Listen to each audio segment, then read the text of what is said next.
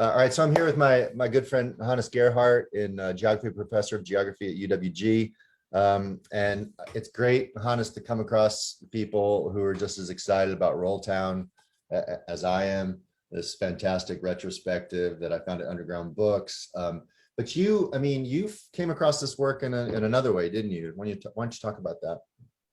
Yeah, so I mean, I to be honest, I did not know about the accidentalist movement, and when I started to learn more about it, and especially through various comments and posts online, I was captured by just how cool it was, and how special it was to actually, be in a place where something so significant has happened. Right. And so when I saw those works of art, which I think are just so awesome, I immediately thought, hey, those look like some of the things I've been seeing out in the woods where I go walking with my dog.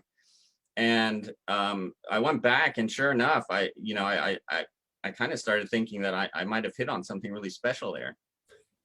And where is this? This is just out by your house, sort of in the lake part of town. Yeah, it's so they've just built a new mountain bike trail there, which got me kind of deeper into those woods, and it's right by the castle playground by Lake Carroll. Yeah, and there are some other works over there. I mean, there's a lot of Tree Low. There's some Ijito over by the boat launch. The city is kind of, I don't know, reticent to take credit for. It seems like I don't know about the cover up, but it does feel like the city's not taking full ownership of the work. But what you're talking about is not there right on the lake. It's out like kind of deep in woods. I mean, you'd have to want to find that, right? It's not on the green belt. It's not by the boat launch. Yeah, it's not on the green belt. It's just off of the green belt. And you would have to, now with those mountain bike trails, you can actually get relatively easy access to them.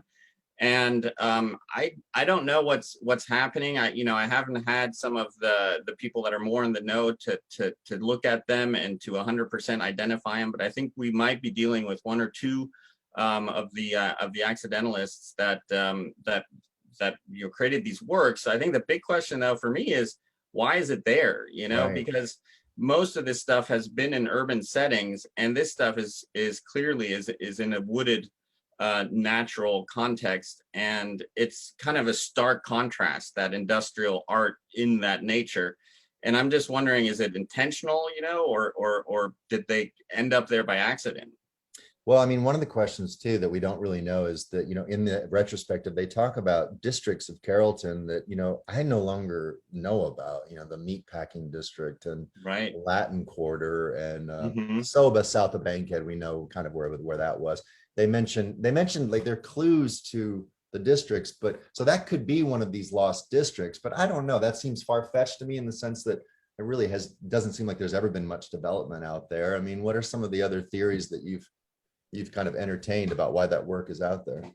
Well, I mean, it's hard to know, obviously. I would say that the trees there are probably 30, 40 years old. So it's hard to know, but I think it was an undeveloped area. So one idea that I had is maybe they were just playing with an idea of just, putting this art in a very different context to just highlight, I guess, the industrial nature of it and how it contrasts with a more natural environment. I like to think of those accidentalists traipsing around in the woods high on on mushrooms, just figuring out where they're going to put this stuff to make people be like, wow, this is so cool. But another thought I had is maybe a little bit more, I don't know, perhaps it's a little bit more on the conspiracy side of things, but it could be that that at some stage, because it's so strange that we don't know more about this, and that there seems to be an intent on the part of the municipality to somehow cover it up. They're not proud of it, that they might have done a purge or something and ended up just dumping them there. Maybe because it's cheaper than destroying them, or maybe there was people that are saying like, this is still valuable stuff. Like they didn't have the heart to like totally destroy it. I think that's a great, and I think if we could get some experts out here, if we could ever do that.